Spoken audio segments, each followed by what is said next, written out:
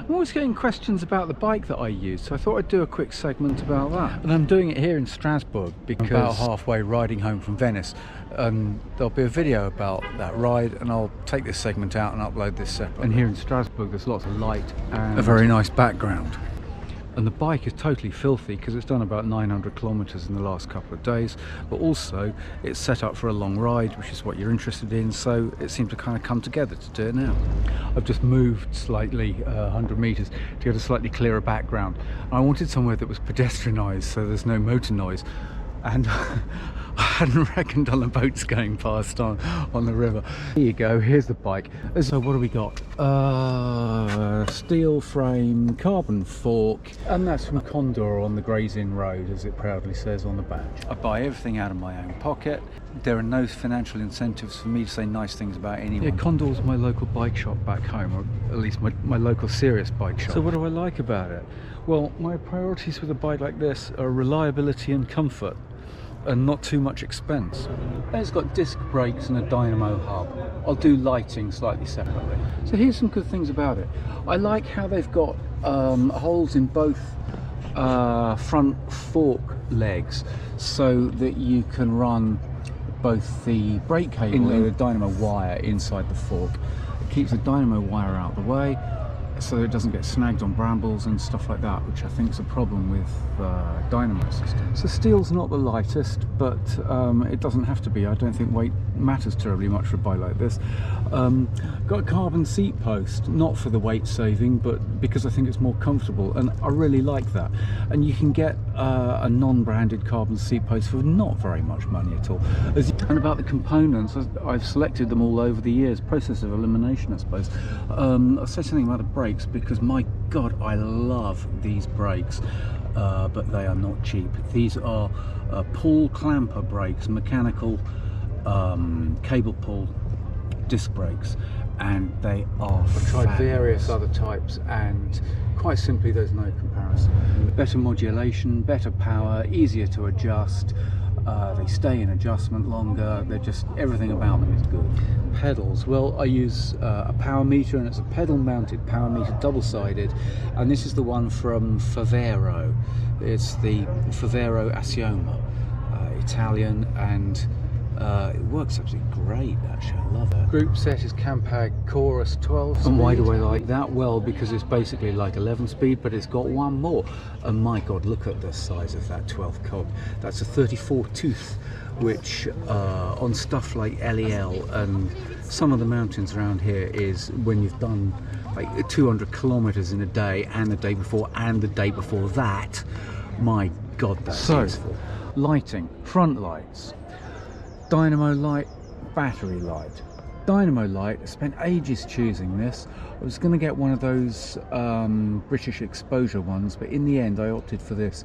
It's from Sinewave Cycles, a US brand, and it's got a couple of nifty little features on it which I really like. It's got a USB output so that you can charge a device from the light as you go along, like charge your phone or charge a power bank or something like that. Also, it's got an input, this gold bit that you can run the light off an external battery or a power bank.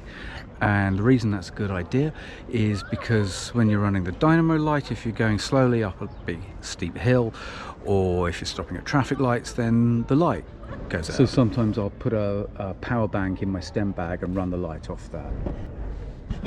And again, it's expensive, but it works out slightly cheaper than getting a light and a separate USB charging device. And my battery light is top notch too. It's made by Exposure, and that'll run for, I think they say 12 hours. I think I get more like 11 hours out of it, which is good, but not enough to rely on if you're doing an all-nighter in winter. Like a few weeks ago when I went to Aberystwyth, for example, I couldn't have done that without a dynamo light. Then we got the Garmin's a Garmin, you know about Garmin's, except I've got this extra battery pack there, which in my view is massively overpriced for what it is. I think they retail at 100 quid, more than 100 quid I think they ask for one of these. But the fact is, it'll run the Garmin for at least 24 hours, and even on LEL, where I was going solidly for 1,500 kilometers. I only had to charge it up once or twice, and I never saw the Garmin go below 80%. It was really good, because it's all about having no worries and nothing to fret about, you know, knowing that you can rely on it. That's what's important to me, I suppose, with a bike like this. Backlights, I've got 2 battery lights, one on the left, one on the right, for continental and UK riding. Continental and UK riding, you like that, do you? And again, they're brilliant. The ones I've got are from Exposure. I think they're supposed to go for 48 hours nearly, something like that. I hope you like the music in the background. By the way, there's a busker over there. When I did that Milan video and I got to the Duomo, there was a busker in the big square in the front of the Duomo, and after I'd made the video and uploaded it, I got a message from YouTube saying that I couldn't monetize that video because of copyright infringement, because the busker was doing this kind of, it was this awful reggae version of Country Roads. I don't know whether anyone spotted that. Anyway, I'll probably get the same thing about this.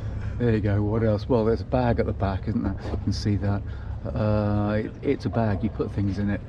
What I like about it is it's one of those traditional Caradice things.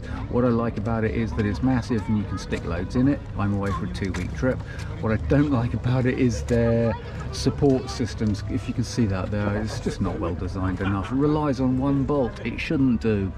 Caradice, you need to think more carefully about your product. Saddle, well, my gosh, I've been through a whole bunch of saddles. I could talk saddles for ages. I tried leather saddles for a long time and have gone back to this one. I had a leather saddle on when I rode to Milan. It was a French brand, one of those, Gilbertu. It was all right, it was okay, but the one I've got now, it's a Brooks Cambium one. I reckon it's better for me anyway, and it's vegan, so no animals died for that. The dodgy thing about that saddle though is that if you read the small print on the packaging, which I do, I'm sad to say, the bag loops on the back of the saddle are not terribly strong, and they recommend I think it's a maximum of 3 kilos or something absolutely pathetic like that, which is completely unusable for anything serious. Again, Brooks, I mean, come on, you're in the business of long distance saddles, aren't you? Don't you need to think about that?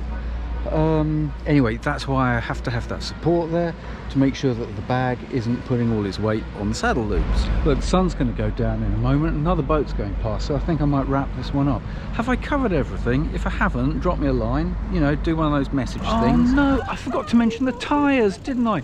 Look, I'm just wheeling at home. I'll just pull in and do the tyres. You've got to do tyres. Well, the thing about the tyres is on London Milan, I had 2 different tyres because I happened to be using a spare wheel.